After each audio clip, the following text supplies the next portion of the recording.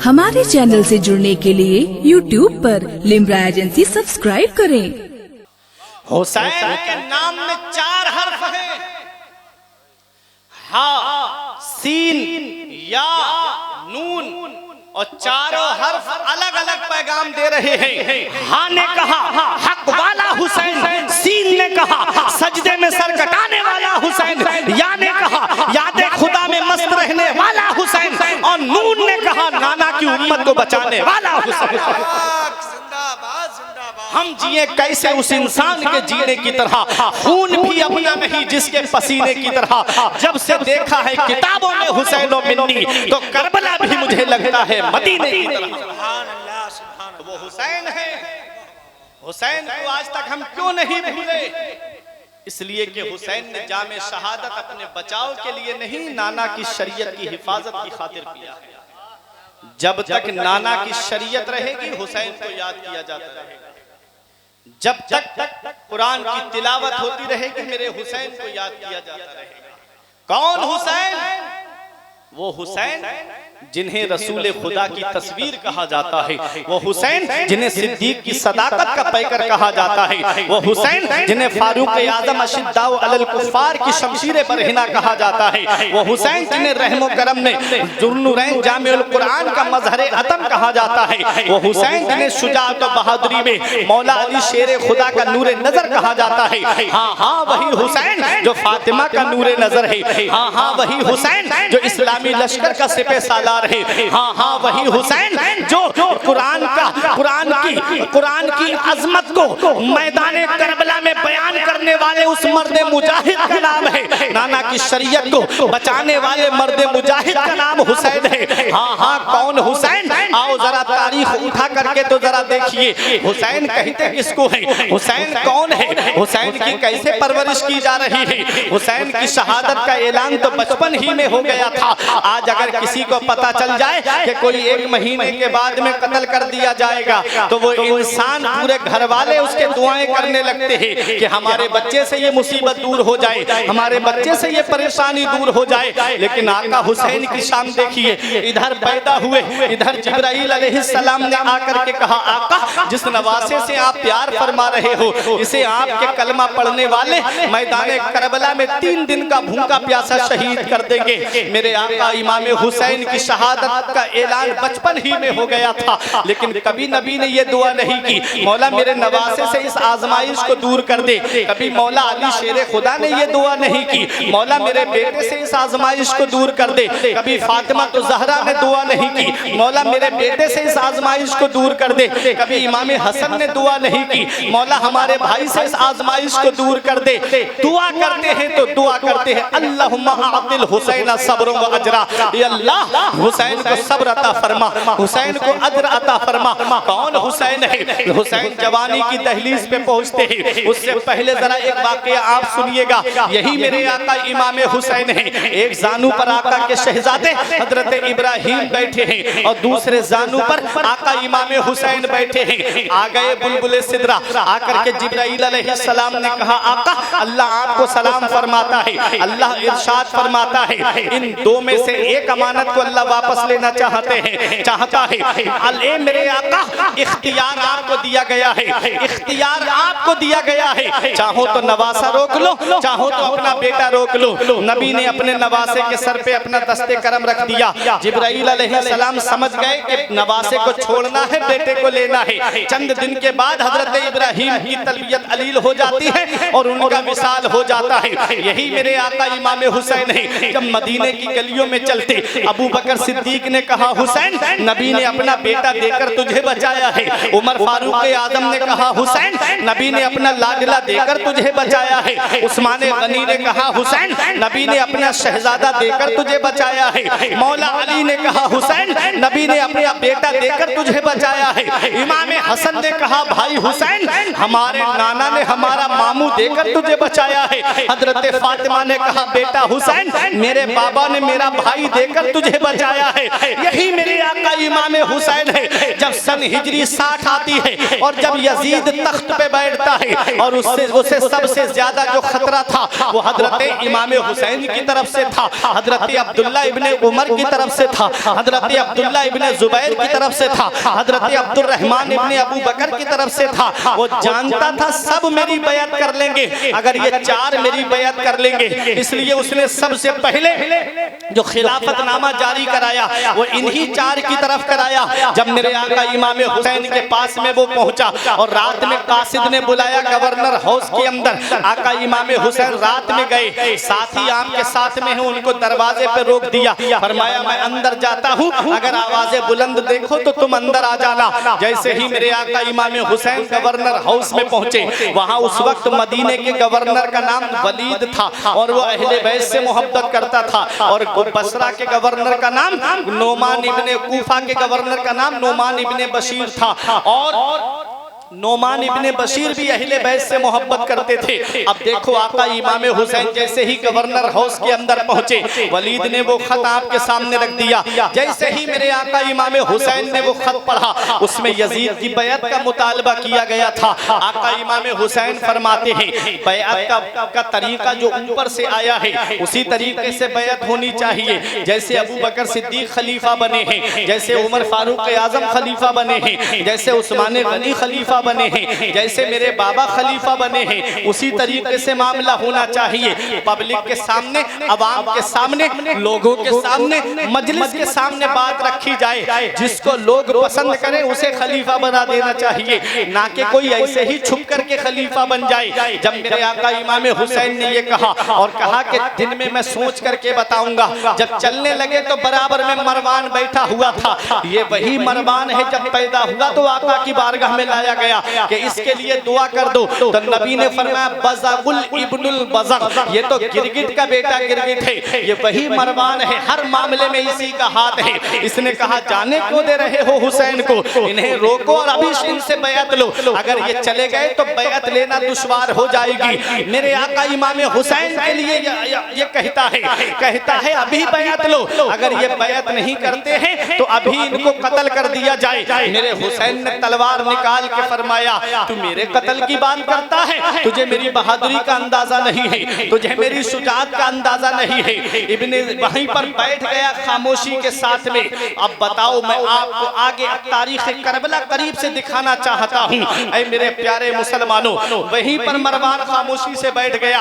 अब आका इमाम हुसैन बाहर निकले, आप समझ गए मैंने यजीद की बैत नहीं की है, अब यजीद मेरे खिलाफ लश्कर भेजेगा, और नाना का मदीना मुकद्दस है, नाना का शहर मुकद्दस है, कहीं ऐसा ना हो कि नाना के मुकद्दस शहर की नालियों में खून बहने लगे। इसलिए आका हुसैन ने मदीना छोड़ने का इरादा कर लिया।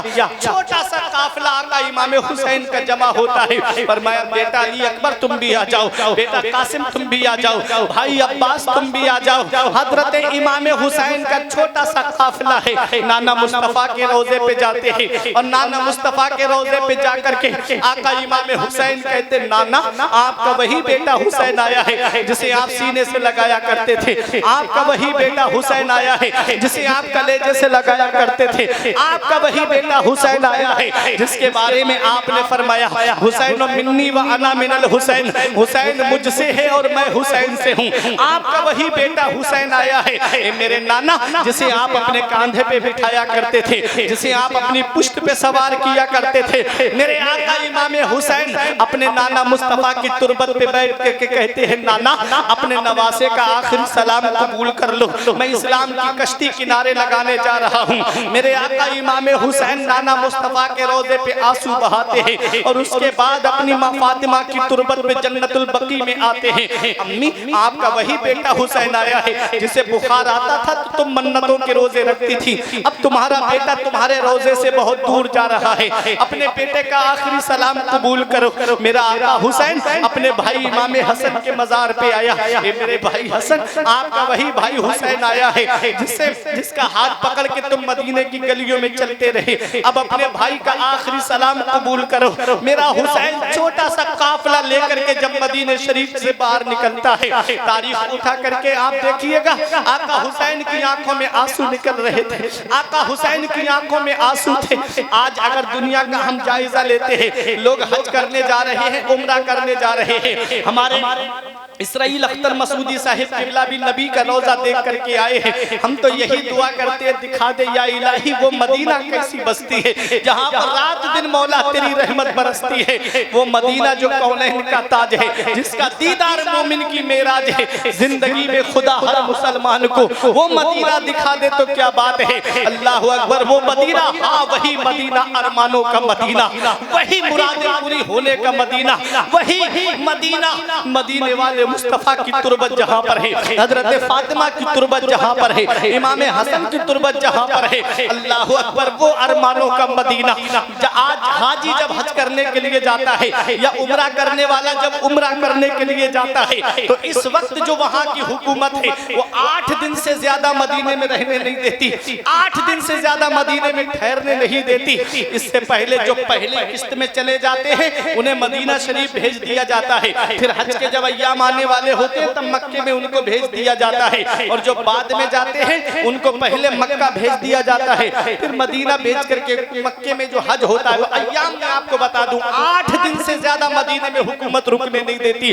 बहुत बड़ा कोई किस्मत का सिकंदर है तो 10 दिन मदीने में रोक लिया जाता है, उससे ज्यादा मदीने में किसी को ठहरने नहीं दिया जाता। तुम्हारी बस्ती में भी लोग होंगे जो हज या उम्रा करके आए होंगे, उनका हाथ अपने हाथ में लेकर के पूछना और कसम दे के पूछना कि मदीने शरीफ में जब हाजी पहुंचता है या उम्रा करने वाला पहुंचता है तो वहां की हालत कैसी होती है। मैंने सुना है आशिकों की जुबानी कि जब तक हाजी मक्के में होता है तो घर वालों की याद आती है, और जैसे ही मदीने शरीफ पहुंचता है नबी की मोहब्बत में ऐसा खो जाता है कि सुबह हो तब भी नबी पे सलाम पढ़ता है, शाम हो तब भी नबी पे सलाम पढ़ता है, हर वक्त नबी पे दुरूद पढ़ता है, और हर गली कूचे में वालिहाना मोहब्बत के साथ घूमता है और कहता है पता नहीं कौन सी गली में मेरे नबी के लिबास मुबारक लगा होगा, कौन सी गली ने मेरे नबी के कदम मुबारक को चूमा होगा। अब वहाँ वालिहाना घूमता है आशिक। अल्लाह अकबर। हाजी जब मदीने शरीफ में पहुंचता है 8 दिन जब उसके ऐसे पूरे हो जाते हैं, 8 दिन के बाद उसके कानों में एक आवाज आती है, फला तारीख में जो हाजी आए थे या फला तारीख बस से जो हाजी आए थे अब उनके दिन पूरे हो गए, अब मदीना छोड़ना है,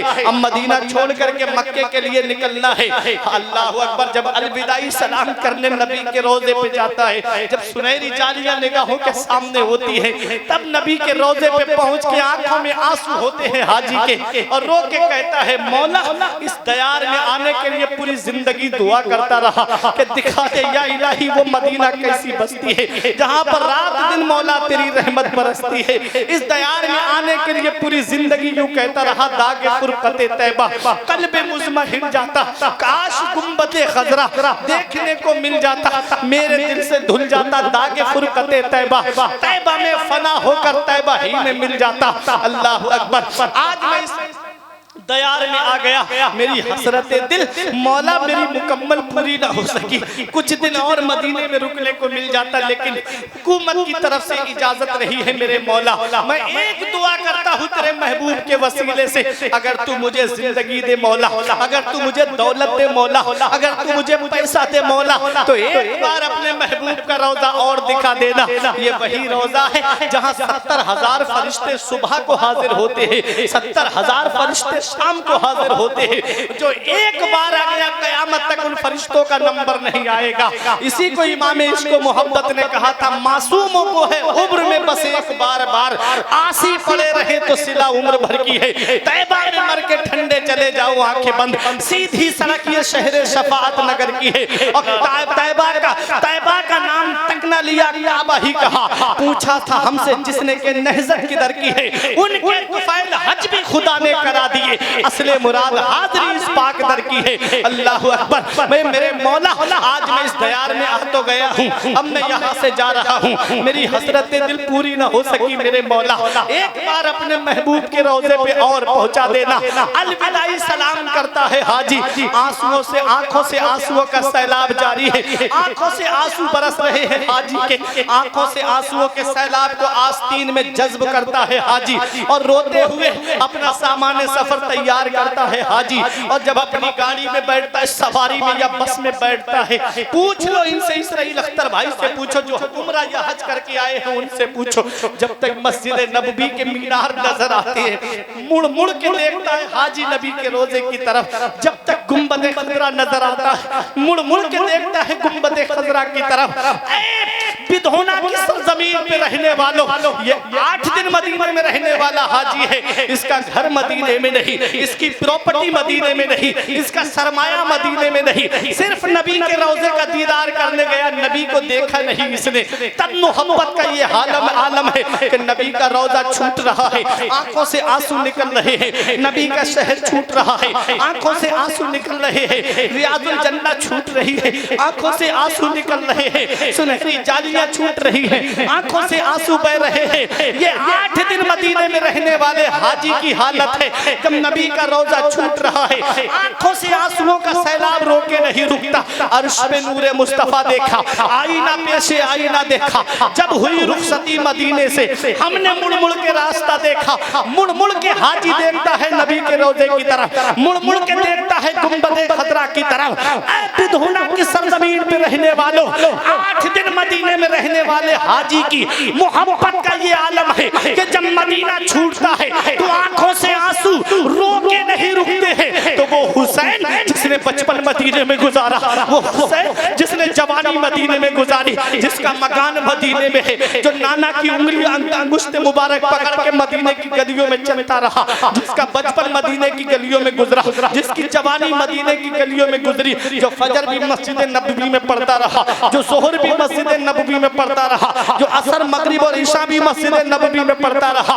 अल्लाह अकबर। 8 दिन मदीने में रहने वाला हाजी जब मदीना छोड़े तो आंखों से आंसू रोके नहीं रुके। हुसैन ने तो 56 साल की उम्र मदीने में गुजारी है। जब नाना का रोजा छूटता होगा क्या बीतती होगी आका हुसैन के दिल पर, माँ की तुरबत छूटती होगी, कैसा लग रहा होगा मेरे आका हुसैन को। जब भाई का रोजा छूट रहा होगा कैसा लगता होगा मेरे आका हुसैन को।